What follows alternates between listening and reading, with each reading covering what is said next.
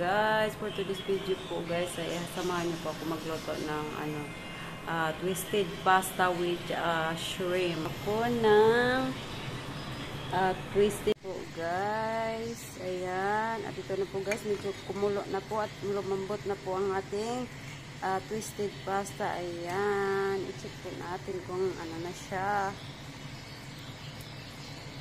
Luto na siya guys. I-drain muna natin ang ating pasta. Ito po guys, maglalagay po ako ng sesame oil, ng kaunting sesame oil. Ayan, konti lang po. Ayan po yung aking gamit, sesame oil.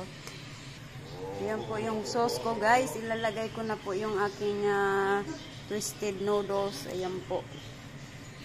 Ayan, kaunti lang ang ginawa ko kasi ano. Ayan po. Ayan po ang sauce niya guys. Oh my God! Ito. Wow! Oh my God! Diba? Oh. Diba? May pasta na tayo at ilagay na rin natin ang ating shrimp. Ayan po. Yummy! Diba? Oh, halo-haloin. Oh, diba? May pasta na tayo with shrimp. Ayan. Sarap po yan. Oh. Serve na. Try ito ni Pai. Ayan. Ayan. Try. Ayan po ang ating gawa na twisted with shrimp. Ayan.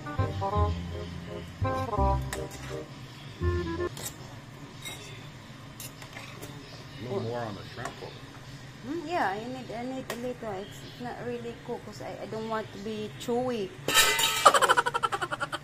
Ayan po. Lagyan natin ng Parmesan cheese. Hinaan natin ng apple. Ayan. So guys, Parmesan cheese.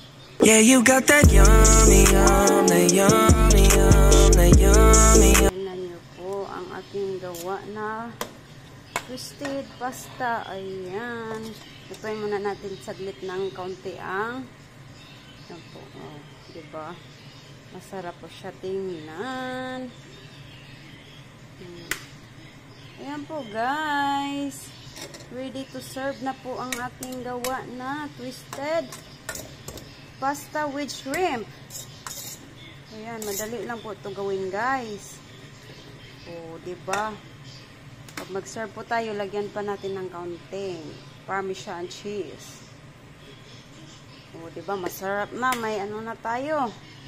Ayan, guys. Ang aking niluluto na twisted pasta with shrimp. Sana nagustuhan niyo po ang aking niluluto.